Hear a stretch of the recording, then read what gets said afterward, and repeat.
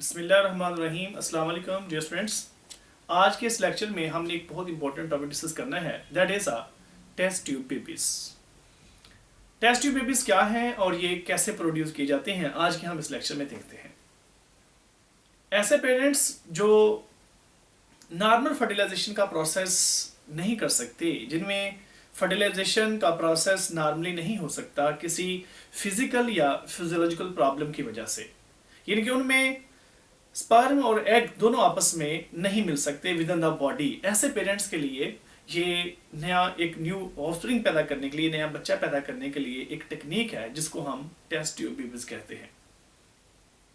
ये एक ऐसी टेक्निक है जिसमें फीमेल से एग्स को लिया जाता है और मेल में से स्पर्म को लिया जाता है। इन दोनों की, एग और स्पर्म्स की, इनके पेरेंट्स गैमेट्स की फर्टिलाइजेशन बॉडी से बाहर करवाई जाती है। तो इसको हम इन विट्रो फर्टिलाइजेशन का नाम देते हैं। अब फर्टिलाइजेशन करवाने के बाद जो जाइगोट बनता है उसको मजीद थोड़ा डेवलप करते हैं, यानी कि उसको हम एम्ब्रियो बना लेते हैं ब्लास्टोसिस्ट तक। ब्लास्टोसिस्ट बनाने के बाद उस ब्लास्टोसिस्ट को दोबारा से यूट्रस में इम्प्लांट कर दिया जाता है और अपनी जो वो रिमेनिंग डेवलपमेंट है वो यूट्रस में मुकम्मल करता है। और फिर क्या होता है कि वो जो डेवलपिंग एम्ब्रियो है वो एक मुकम्मल न्यू यंग वन में डेवलप कर जाता है। और ऐसी फीमेल्स जिनके अंदर ये एम्ब्रियो डेवलप करता है वो इसको नॉर्मल बर्थ के जरिए से बॉडी से रिलीज कर देती है।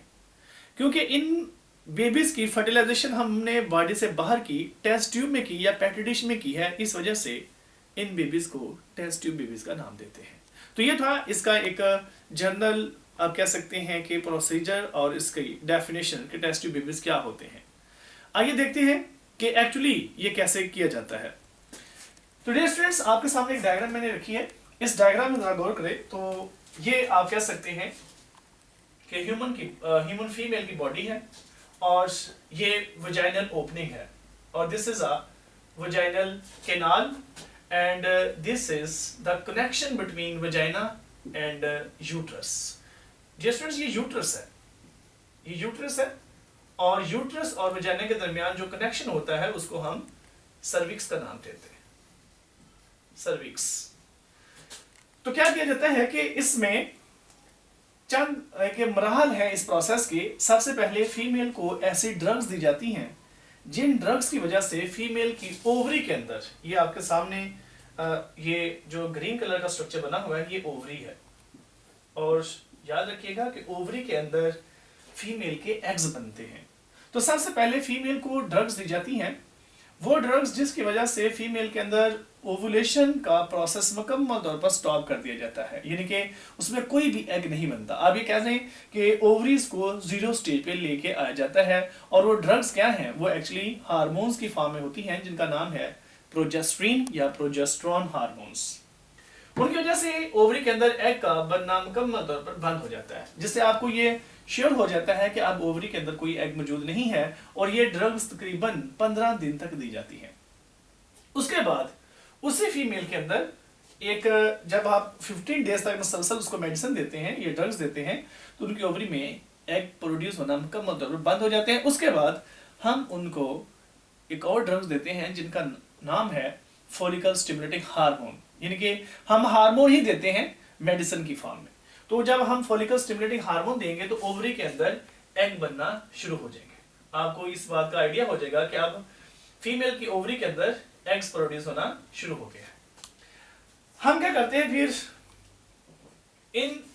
इस वजाइनल कैनाल के जरिए से यहाँ पे एक ट्यूब को इंसर्ट करते हैं ऐसे, और फिर सर्विक्स के पास से ये ट्यूब सीधी ओवरी में ले आते हैं और ओवरी में से जो एग प्रोड्यूस हुए हैं उन एग्स को कलेक्ट कर लिया जाता है। ओवरी को पंक्चर करना, यानी कि ओवरी में से ये एग्स को निकालना, इसको एक नाम देते हैं फॉलिक्यूलर एस्पिरेशन। फॉलिक्यूलर एस्पिरेशन, यानी कि फॉलिक्यूलर एस्पिरेशन में ओवरी को पंक्चर किया जाता है और उसमें से एग्स को कलेक्ट किया जाता है। फिर वो एग्स यहां से कलेक्ट करने के बाद हम इसको एक, आप कह सकते हैं कि मीडियम में रख लेते हैं, एक पेट्री डिश में रख लेते हैं। यहाँ पे हमने एग्स को, जो एग्स कलेक्ट किए थे उनको हमने यहाँ पे पेट्री डिश में रख लिया। फिर स्टूडेंट्स हम क्या करते हैं, इन एग्स की फर्टिलाइजेशन कराते हैं बॉडी से बाहर, यानी कि मेल के स्पर्म को भी कलेक्ट करते हैं और इन स्पर्म्स को इसी मीडियम में इंट्रोड्यूस कर दिया जाता है ऐसे, और ये स्पर्म्स हेल्दी स्पर्म लिए जाते हैं। याद रखिएगा कि जब ये टेस्ट ट्यूब बेबीज पैदा किए जाते हैं तो इसमें एग्स को, काफी ज्यादा एग्स को कलेक्ट किया जाता है और स्पर्म भी मल्टीपल लिए जाते हैं, और जो हेल्दी स्पर्म होते हैं उनको कलेक्ट किया जाता है। यहाँ पे फर्टिलाइजेशन होगी और फर्टिलाइजेशन के बाद एग और स्पर्म के मिलने से आपको पता है कि एक सिंगल सेल बनता है, डिप्लॉयड सेल बनता है, जिसको जाइगोट का नाम देते हैं।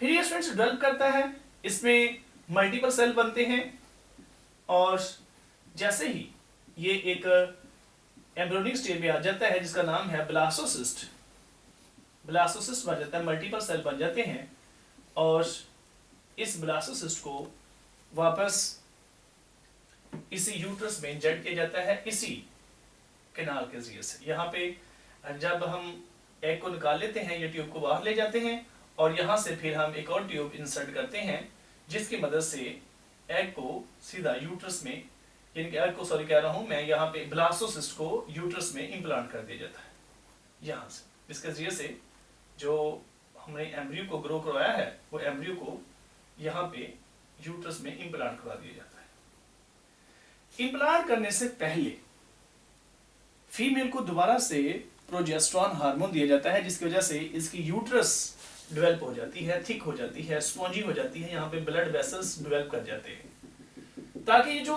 एम्ब्रियो है ये आसानी से इम्प्लांट हो सके। जैसे ये इम्प्लांट होगा, इसमें डेवलपमेंट का प्रोसेस शुरू होगा और आफ्टर 9 मंथ, आफ्टर 280 डेज ये न्यू यंग वन मुकम्मल तौर पर एक अडल्ट बेबी में डेवलप कर जाएगा। तो इससे इसको हमने टेस्ट ट्यूब बेबी क्यों नाम दिया, क्योंकि ये इसकी फर्टिलाइजेशन हमने बॉडी से बाहर करवाई थी, बाकी डेवलपमेंट बॉडी के अंदर ही हो रही है।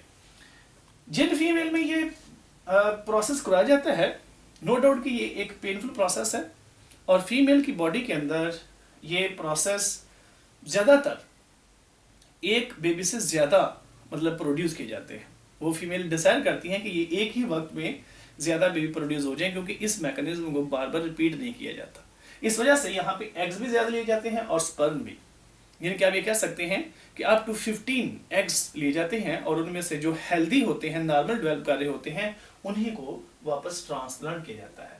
इसमें ऐसा कोई सर्जरी का प्रोसेस इस्तेमाल नहीं किया जाता और ना ही इसमें आप कह सकते हैं कि यूट्रस को नुकसान पहुंचाया जाता है, ना इसमें कोई ऐसा ऑपरेशन की ज़रूरत पड़ती है।